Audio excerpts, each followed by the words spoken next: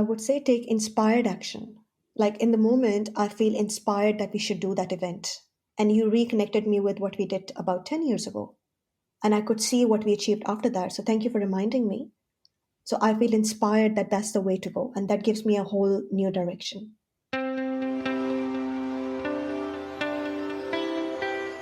Are you looking for ways to shorten your marketing learning curve and help your organization survive and thrive? Welcome to Relish This, the Purpose Marketing Podcast, a show for purpose-focused leaders who want to use marketing techniques to fuel their organization's growth. If you're a returning listener and you haven't subscribed already, we'd love to have you. Also, please consider leaving a review wherever you listen to podcasts. Now here's your host, author and marketing specialist, Stu Swineford.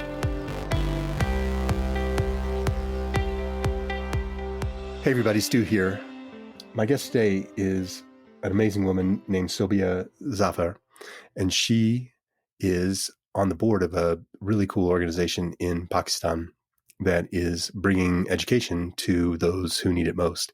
They have 8 schools that they've created over the last 30 years, and they are trying to raise about $12 million in the next 3 to 5 years to help improve infrastructure and bring about even more change than what they've already created there in the region.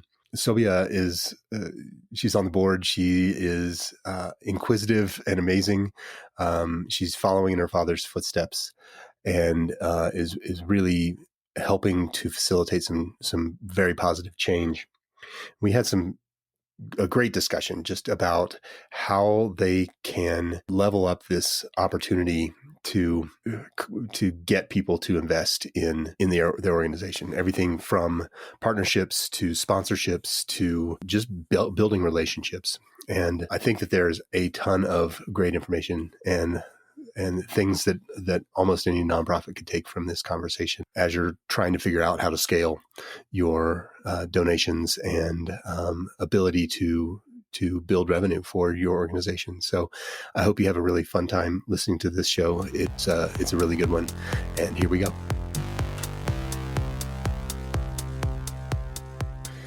Good morning, Sobia. How are things in Sydney? Good morning, Stu. Really well. It's a nice rainy start to the day. 8:30 in the Rainy morning. start to the day. Yeah. Nice.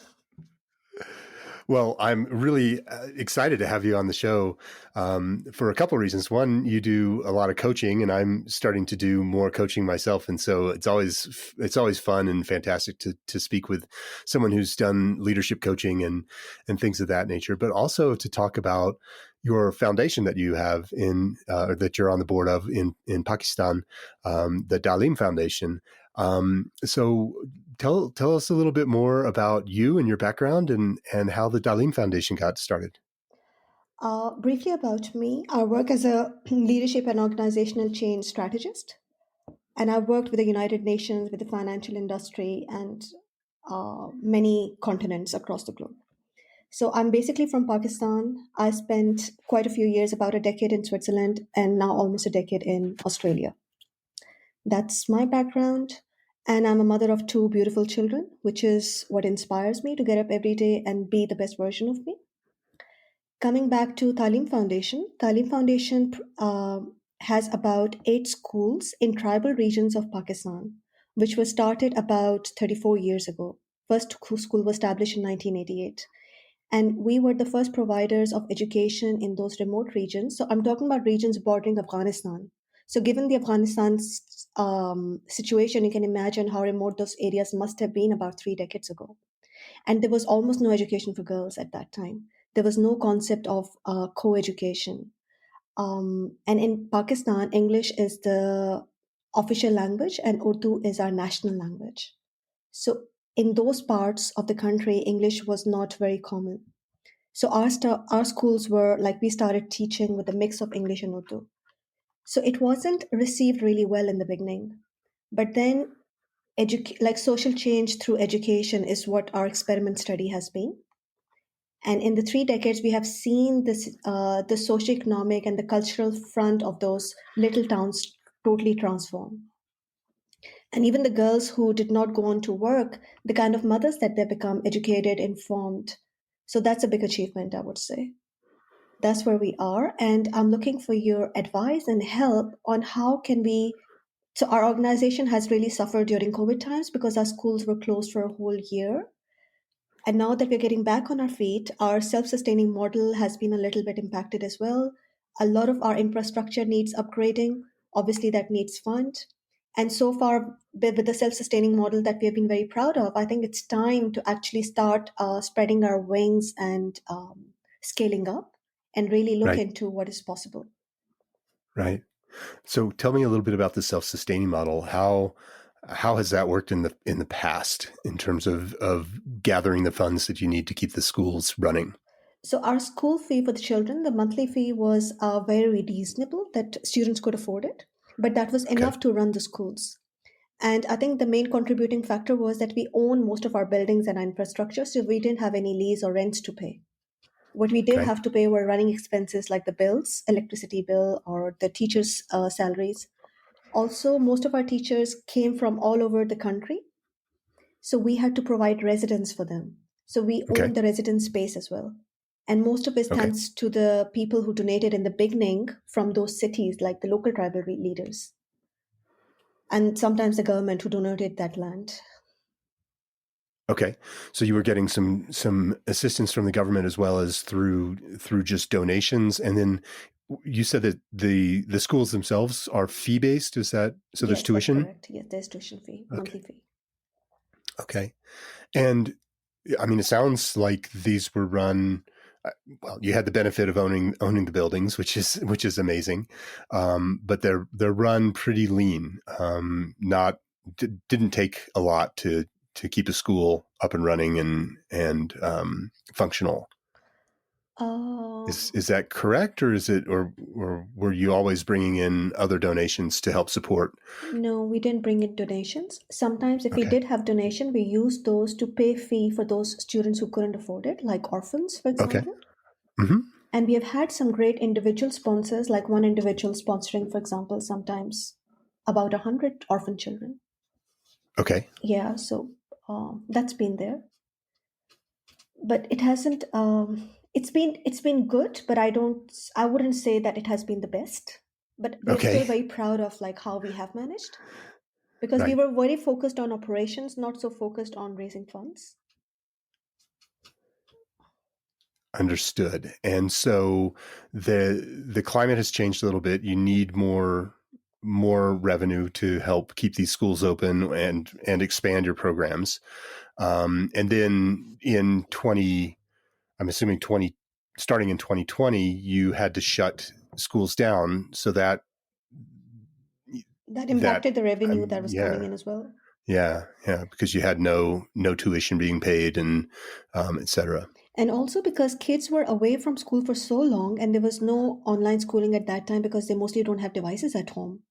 Yeah. So they have missed out on like a whole regular academic year. So we need to make up for that too. So there's additional Okay. work to be done with Right. the children. Right. So how much are you hoping to raise? What are some of the targets that you're looking to reach? So in an ideal scenario, I requested the team to give me some numbers this week. And we are looking at about uh, $12 million dollars in the next 2 to 5 years. Okay. Yeah, and that would help us upgrade our libraries, our computer labs, our science labs, our infrastructure where need be, to pay fee for additional or students who cannot afford it. And Hmm. also sometimes, like, I think at the moment we could use some funds to pay for teacher salaries as well. So it would contribute to all of that. And as you can imagine, most of our buildings are 3 decades old at least. Right. Yeah, so they So there's have to some be infrastructure upgrade needed. upgrades needed. Yeah. Yeah, and Yeah. sometimes even Okay. sports facilities, because sports is a key part of our program and education delivery as well. And still, I think another thing that I would mention that these schools were started by my father and his colleagues who were working at the government at that time. So they Okay. did have access to their own because they would be in charge as a of governing or running the city in their Hmm. specific role at that time. So they did have access to a lot of resources which they utilized to the best to deliver to the communities in terms of education. and they all came Right. together. It became a movement. But now my father, because he's retired from his government job, and a lot of co-founders have as well, so they have more time now to give to the organization, which is brilliant. That's Okay. why I think we are more focused and more energized to scale things up now, Okay. because previously they were doing it along with their regular government jobs. Now they're fully Right. into it. Right. So I'm assuming that they have a pretty strong network of connections that they could lean on for uh, assistance and for spreading the word. yes, Is yes, that accurate? yes, Okay. we do. What we do lack is a strategy or a system. Okay. Okay. Well, that is something that can be created. So I'm excited to talk through some opportunities and some ideas for you. Um, so what's a typical year? I'm trying to understand the gap that you currently have. So if you're looking for 12 million over the next 2 to 5 years, so that's between 6 and 1.5 million a year, I guess, something like that. Mhm. Um, where where are you where your current revenues sit? Where do you what's your baseline? This may not Like sound very zero good, or but yeah, I think we will start with zero, okay, cool. given where we are. Yeah. Gotcha. So we need to figure out how to raise 12 million over the next 5 years. Yes. Because whatever is coming in terms of donation is already being utilized somewhere. Okay. It's like there's nothing Okay. sitting in the bank account that we are thinking what to do with it. Okay, great. So we just need to get from where we are now to 12 million. Yes. So in terms of those communities, are there opportunities to tap into existing relationships, existing people who have either maybe come up through the school system in the past? Essentially, the lowest hanging fruit for most organizations lies in the ways to engage and activate existing relationships. So instead of going out and saying, okay, well, how do we get, however many people excited about this to start, the the strategy here or the tactic here is to try to re-engage those people who are already familiar with and fans of your organization. So that would probably be where I would recommend starting Mm. and leveraging the thrust and the momentum that you gain from that to really escalate engagement over the next, say, 3 to 5 years. So if we could get some good solid wins in the first couple years and basically say, we raised $1 million in 2022, and then you can turn that into $2 million in 2023, and then exponentially increase that just because you now have the ability to talk about those wins and share those with an ever growing number of people who become familiar with your organization. So I would say the first place to go is in that re-engagement and coming up with a plan to leverage your father's connections as well as all of the people who helped found the organization over the last 30 years to try and motivate their friends, their family, their connections to start gathering funds. So to start soliciting donations, as well as start soliciting networking opportunities to spread that word. Um, do you believe that's a component that we could tap into for your organization to kind of get the ball rolling? I think that's a great idea. And now that you're saying it, I remember that for the 25-year anniversary, we actually had a huge reception and we invited Mm-hmm. people who had contributed to Taaleem Foundation's journey in the past years. So that was a great event and bringing people back together. It Okay. included alumni, it included founders, included people who had supported in whatever way. And that actually gave a lot of momentum to us in the coming years after that. So Great. probably kicking off our fundraising campaign with a reception like that, because we are very close to 35 years. Yeah, I would say going back to that well, so to speak, and reinvigorating those people, getting them back re-engaged. I'm assuming you have kind of a mailing list or an attendee list that you Yep. could leverage from that. So ideally, this starts. So this can be kind of for some people, trying to raise funds is a little bit uncomfortable.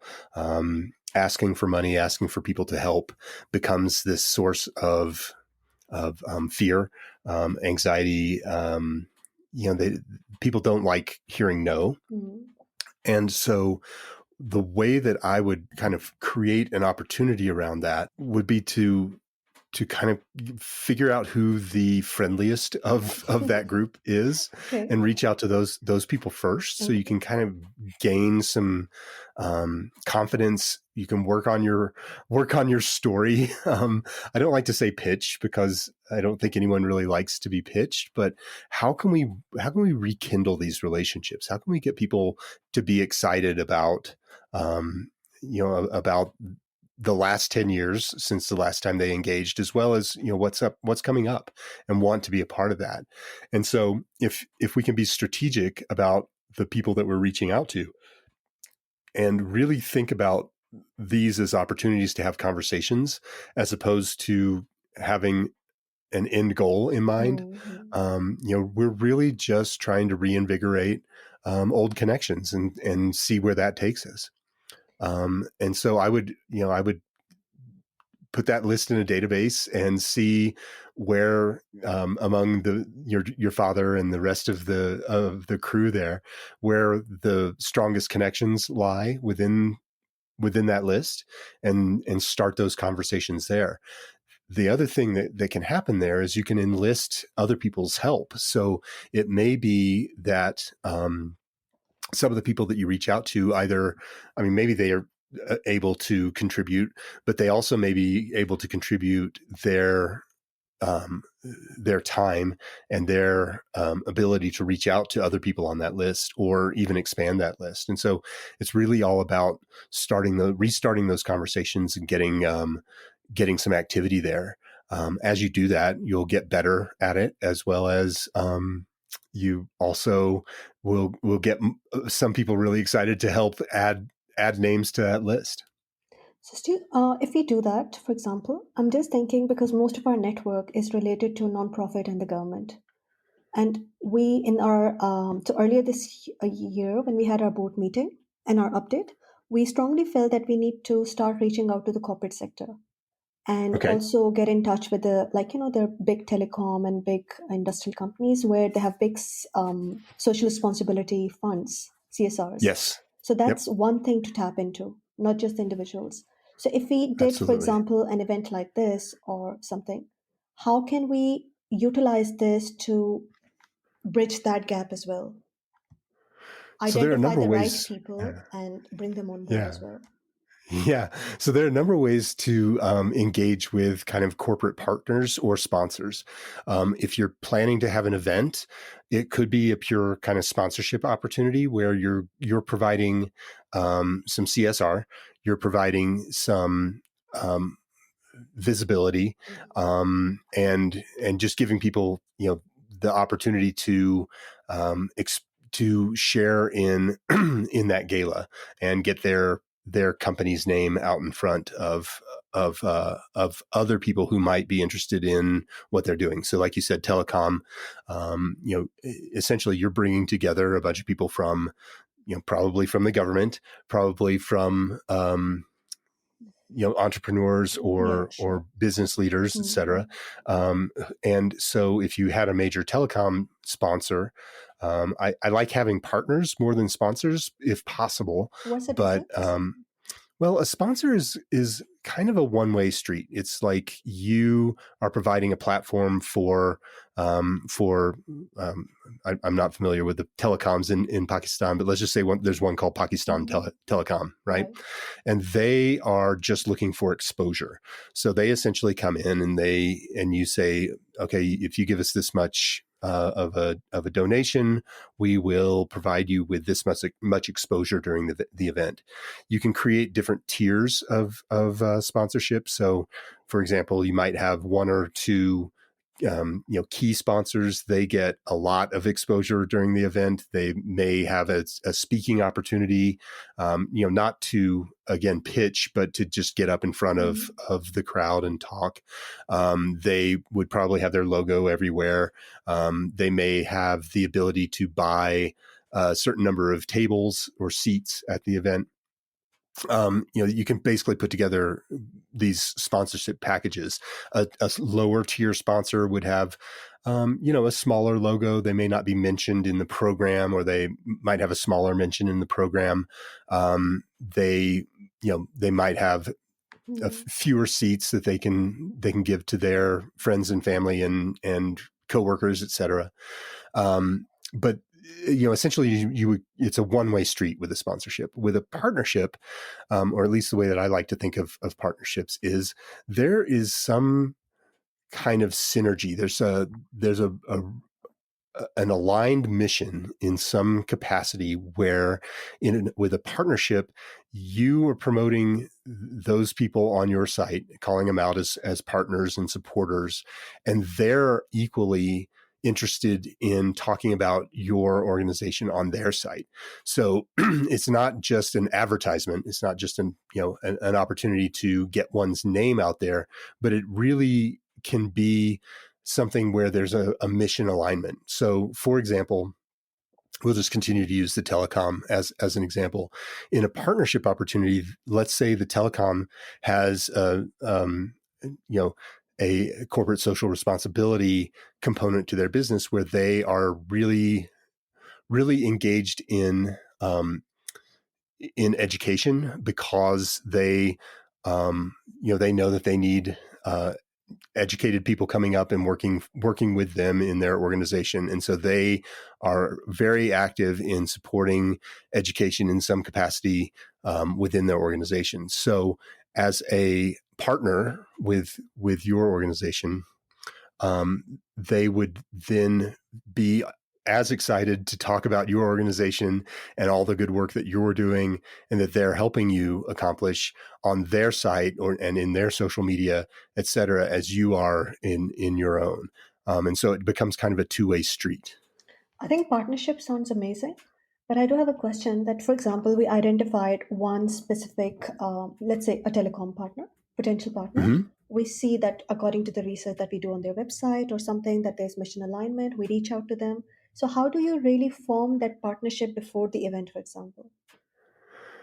So before the event, essentially, the first thing I would do is see if anyone in your network of current or Okay, former board members knows anyone within that organization that might right. be in charge of CSR, Mhm. and really again think about that relationship, and then I would approach them from the perspective of how well these missions align and all the work that you are doing that is really, like I said, very aligned with what they are doing in terms of their CSR.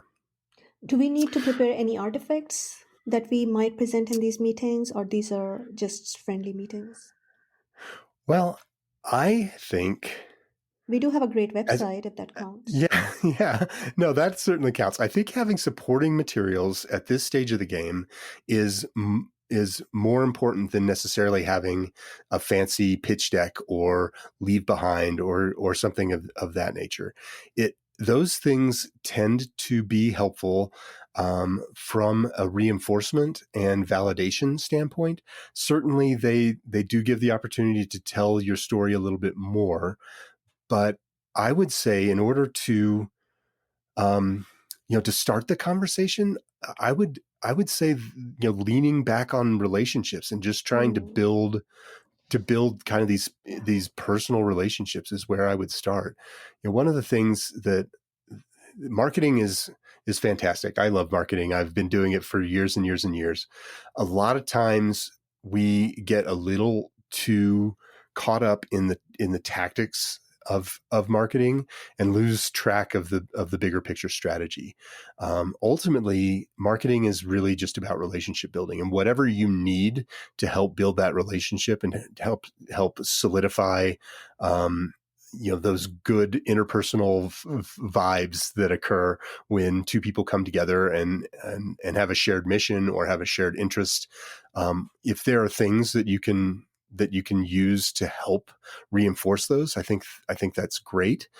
But if we are really starting from this perspective of there are already some relationships built that we can leverage, then I would say that building out collateral and pitch decks and leave behinds and all of that stuff that comes into play with sales is a little less necessary at the start. It may be something that becomes more and more helpful the farther away from a one-to-one kind of conversation or connection that you're having.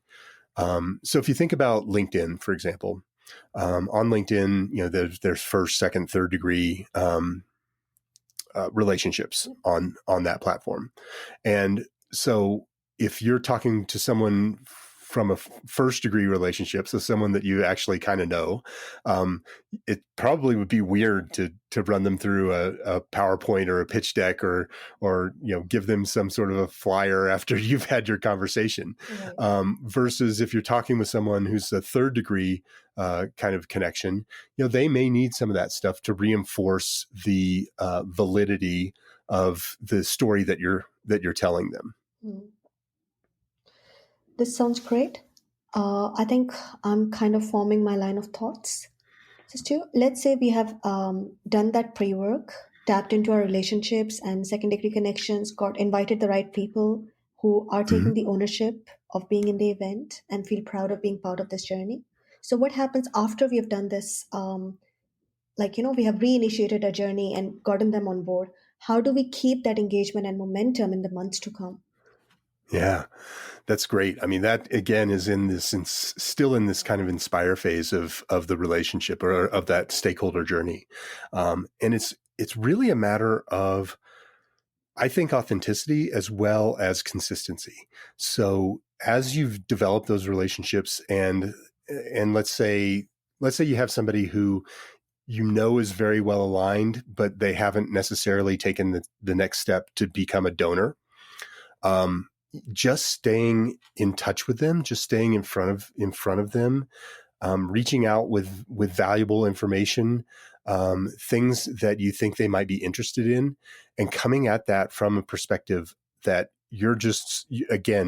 all you're doing is trying to build a relationship. So, for example, the difference between me reaching back out to you in a few weeks and asking you how things are going, or sharing with you an article that I read about new tricks or new techniques in donor engagement, that comes from a perspective of authenticity, as well as just wanting to be a valued resource for you, as opposed to me trying to sell you something.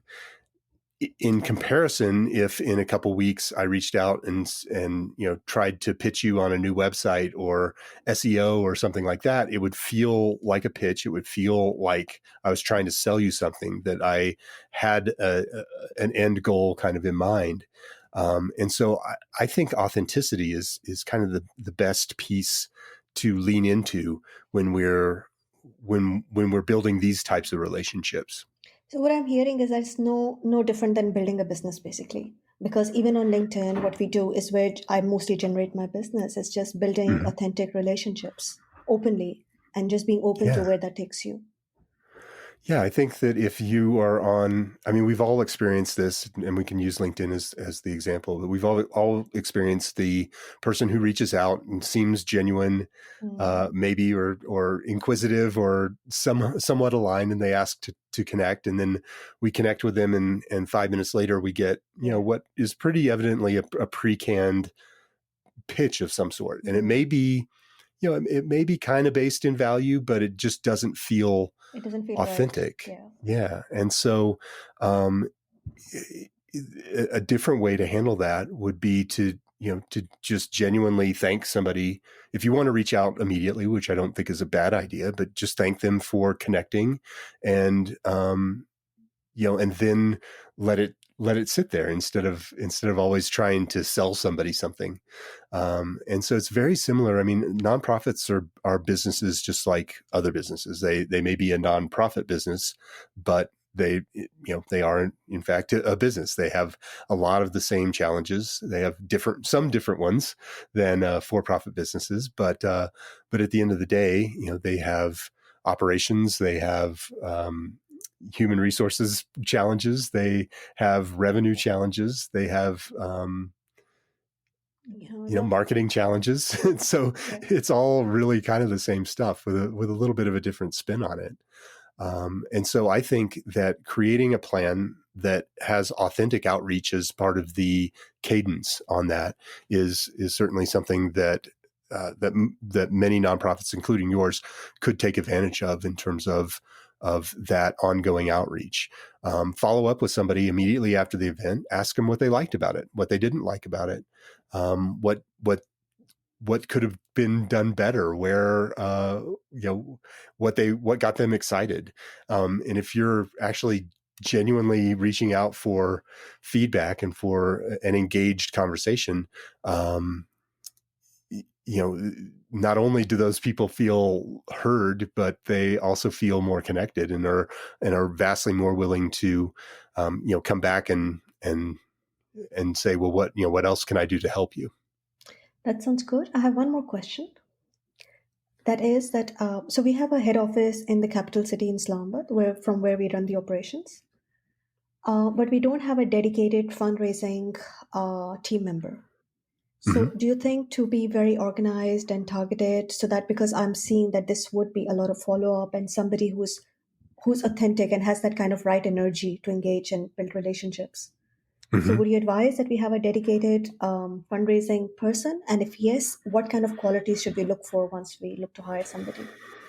Wow, those are great questions.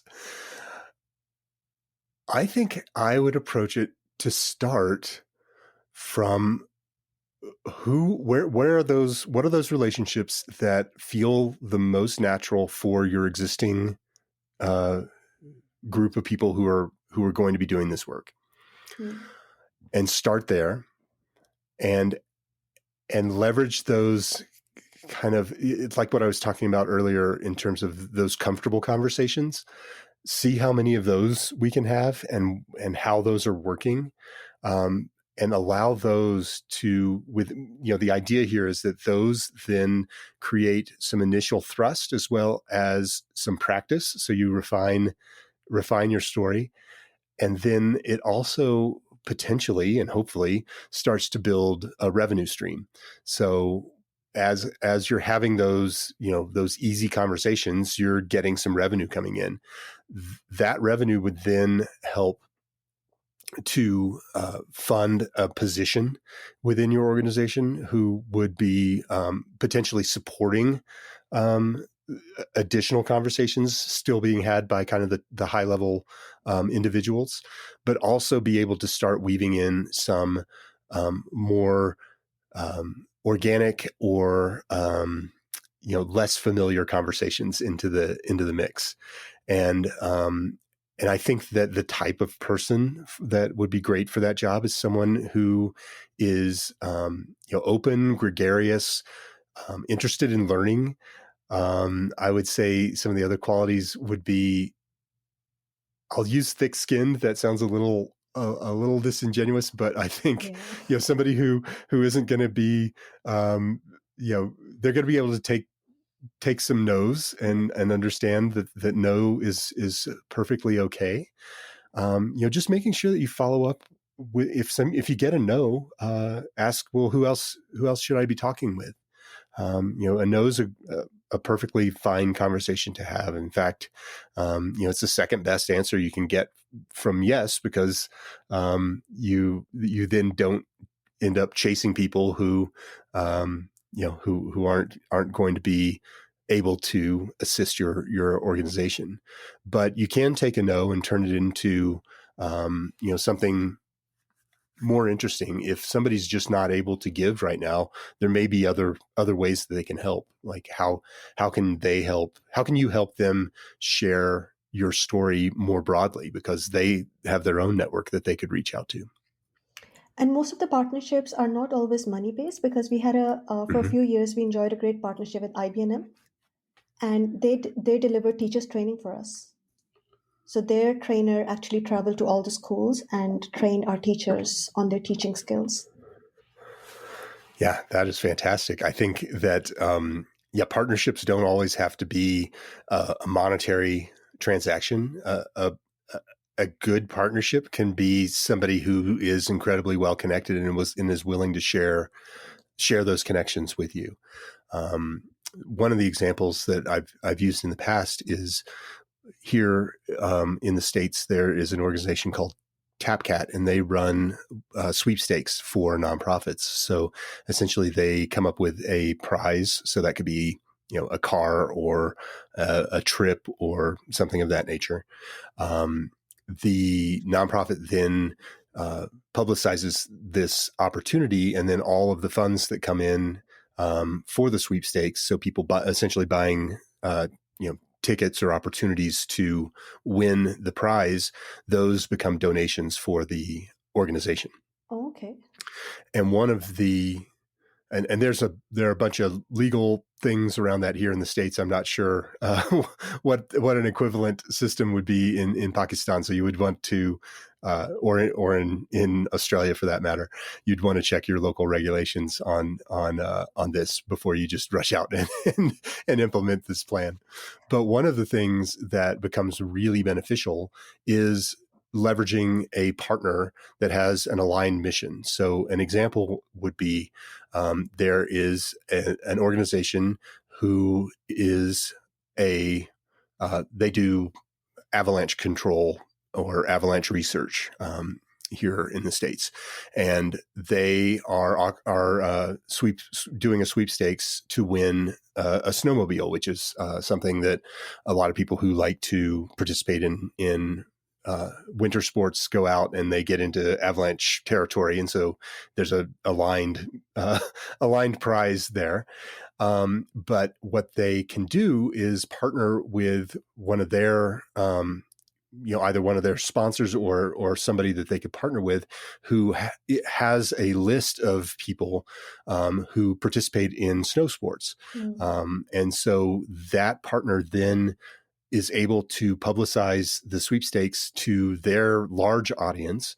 They may not even necessarily have to, donate anything or be on board, but you're leveraging the asset that partner brings to the table, which is a large audience.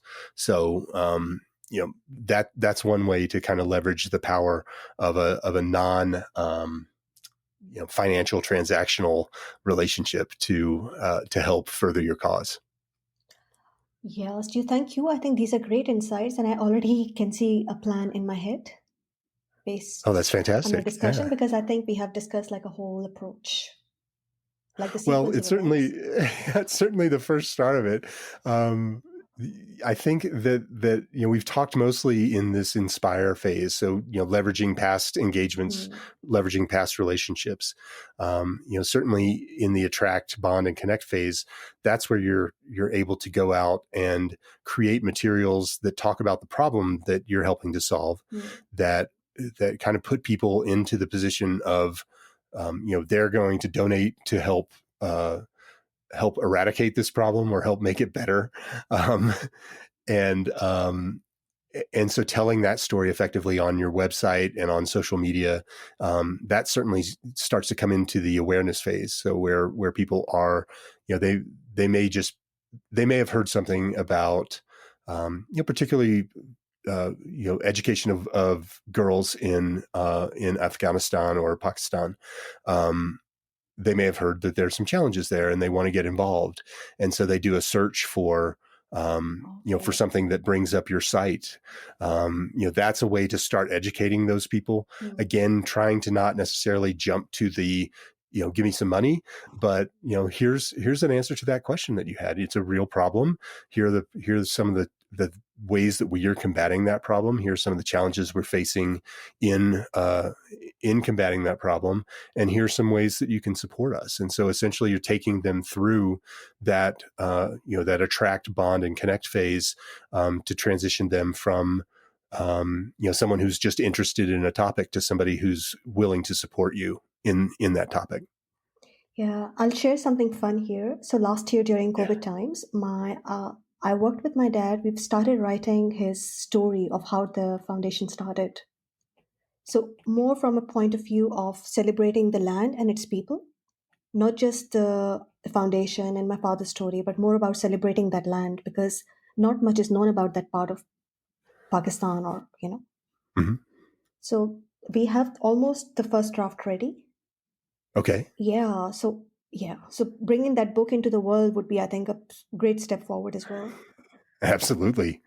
Yeah. Books are a really great way to get people engaged. And one of the funny but sad things about about a book is a lot of times people don't even read the book. They got all they needed out of just buying the book or even just knowing that the book Yeah. existed, because it does bring a certain sense of, it validates the message. So if your father is out there talking and is able to say, I wrote a book about this and blah, blah, blah. People are like, oh, wow, he really must know what he's talking about. Without even necessarily having to buy the book, they can get engaged. Now, turning book sales into revenue is also incredibly great opportunity. Typically when people have written a book, they have an opportunity to go on speaking tours as well. So, those are some other ways to kind of supercharge what's going on around that book. But I think that would be a great thing to add to the mix at the fundraiser, is either, um, giving away copies of the book to people who come to the event, or creating those as maybe prize opportunities, so people feel like they've won something. Those might be some good ways to leverage that material for sure. Sounds good. Sounds Yeah, really good. Because, yeah, this is a story of like real resilience and heroism, not just fiction. yeah, We yeah. faced so much opposition. Like, we had life threats when we were children. Like, it's not even a joke. Right. There was one year that like, we had three siblings, and each one of us, there was an armed guard with us sitting next to us in class all the time.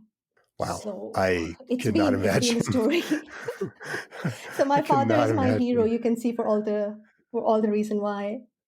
And Yeah. yeah, and I had no choice but to be who I am because I'm his daughter. It's as simple as that. Right. Well, I mean, you're doing amazing things, and your father's doing amazing things. You're following in his footsteps. I would be telling those stories for sure on LinkedIn. I mean, something I've been experiencing there recently is, the more authentic I am, the more of those kind of heartfelt, non-business type stories that I tell on LinkedIn, the more engagement I get. Yeah. And I'm not doing it. I'm not doing it for engagement. I'm doing it to try and inspire people to understand that there are other people out there who need our help, or ways to open themselves up to be more open to potential experiences, or uh, to be able to give back more in the world. But as I've become a lot more kind of authentic about that, and not necessarily hiding behind things that are challenges, sharing those stories is, I'm experiencing that as incredibly um, accepted and engaging, and people seem to like it. So, I would say telling those stories on LinkedIn is going to help spread that word. It's going to help get people engaged. It's potentially going to sell some books, potentially going to raise awareness around what you're doing on top of your coaching, your leadership coaching practice. These are all things that feed into who you are and the value that you bring to the world. And so, sharing all of that is, I think, really important. Thank you for encouraging me to do that because honestly, I haven't, I've never spoken around that part of childhood or where it all comes from. Well, So I mean, that it's not is that I didn't want to, definitely, just didn't come up. yeah, Yeah. yeah. Well, it's definitely not the experience that most Westerners have had. Um, and I would count myself as very lucky that I didn't have to have armed guards go with me to school. But I can't But complain. We had a beautiful childhood, like total yeah, wilderness, countryside, no screens, playing outdoors all the time. right, And we had name an animal and we had it at home. So my parents were so big on having outdoor pets, from right. peacocks to monkeys to ducks and rabbits. I mean, those are amazing stories. It's a totally different perspective than most people on LinkedIn probably have experienced. And those who have a shared experience, they'll connect with you as well. And a lot of those people may be able to help the organization. A lot of those people may, um, I mean, they may just be able to spread the word, which is going to help the organization. So I think that um, there are a lot of benefits to to sharing that kind of stuff out there. Yeah, no, you've really broadened my vision, I would say. Like, probably I was thinking small, and you've really opened me up to possibilities. And it seems so exciting because it's authentic, there's no pretending to be. And yeah, just like going in flow is the easy way to go. Yeah. Yeah, it's fun. It's fun, right? When It when is you're fun, when yeah. you're just able to be, and you're not having to think about what to do. You just are. Yeah. I think that that's a really fun way to live, and be able to um, share benefit with a wide audience. People who are like-minded or have similar experiences, all the way to people who maybe have doubts. I think that if we start with that authenticity piece and start with the idea Mm. that all we're really trying to do is build a relationship and connect with other people, that that's the first step to really anything getting done. Sounds great. And I think probably I'll report back to you in a year's time how far we've gotten. Well, I would love to know, when are you planning to hold your event or your gala? You said you're coming up on your 35th year. Yes, I would like to be there in Pakistan. And I just went Okay. back in November last year. So maybe, Okay. we'll speak and talk about it maybe later in the year or early next year. But we wouldn't wait Okay. for the event to have these activated started, because I think we'll start right Yeah. away, start building the partnerships, not wait for the event. But event would be I would. six Yeah. to eight months Yeah. I at would. least down the year. Yeah. I would target a few people that you think would be good to talk with, either because they would be good partners, or because they might be potential donors, or because they are sympathetic to what you're trying to do. And then have the right people in your organization reach out to those people and just kind of get those conversations started, and just see where they see challenges being not being met, or where they would like to see your organization go. It just gives you the ability to connect, and that's the first step. Yep, this sounds amazing. And I think when we Awesome. have the event, I would love my children to be there. So my son has just turned 10. Okay. So, it's like, I think it's intergenerational because they're watching how we are showing up, what we are doing. They follow my Yeah. father's story, they follow what I do.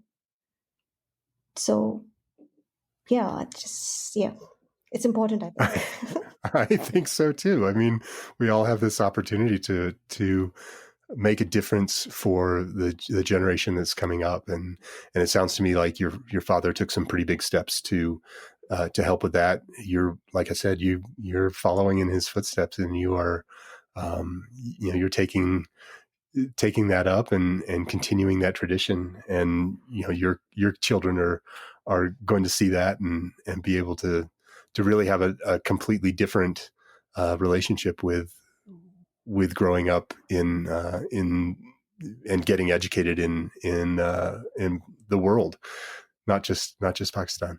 Yeah. Yeah. Well, I really have had a really fun time talking with you. I'm fascinated to learn more about what you're doing and see how some of these things land. Um, if uh, if people want to find out more about you or your organization, what's the best way for them to learn more about you? I mean, I'm very open to connecting on LinkedIn and building a relationship from there. Otherwise, we can share links to my personal website and to the Taaleem Foundation's website. Okay, that sounds fantastic. I would love to do that. I'll gather those from you after our call, and I'll share them in the show notes. Thank you. Um, yeah. So Thank you so much for your advice and two guidance. questions. Yeah, my pleasure. Two questions before we end our conversation today. The first one is what do you think your takeaways from our conversation were? What were some of the biggest things that you think would be good for you to engage with? I think my biggest lesson is that I don't need a to do list. We need a to be list, which feels not overwhelming at all. So that's the first thing. You have replaced overwhelm with excitement. Second thing is that it's easier to start than I thought, diving into existing relationships, reigniting that. And sorry, what Yes. was the second part of your question? Well, the second part of my question is about action. I love having conversations. I love talking about things. However, I really want people to take action and be inspired by these conversations that we're having. And so if there was one thing that you would want our audience to do or take away after listening to our conversation and go out and take some action on, what would that be? I would say take inspired action. Like in the moment, I feel inspired that we should do that event. And you reconnected me with what we did about 10 years ago. And I could see what we achieved after that. So thank you for reminding me. So I feel inspired that that's the way to go. And that gives me a whole new direction. So I love it. inspired, disciplined action, probably. Because I I really love believe it. in consistent small steps every day instead of those big things which drown you. I think that's fantastic, a fantastic takeaway. And I really did have a great time talking with you today, and I'm really looking forward to hearing what's next for you, Sobia. Thank you, Stu. Thank you Thank you for so being on the much. show. Thank you for your I'll talk. guidance. My pleasure. Talk to you soon. Talk to you. Bye. Bye. And there you have it, another great episode of Relish This. Thanks again for listening. You can find past episodes of the show at relishthis.org. And remember, if you liked what you heard today, please subscribe and leave a review wherever you listen to podcasts. For more information on purpose marketing, grab your free copy of my book, Mission Uncomfortable: How Nonprofits Can Embrace Purpose-Driven Marketing to Survive and Thrive. Get your copy now at missionuncomfortablebook.com. Thanks again for listening. Come back next week, won't you?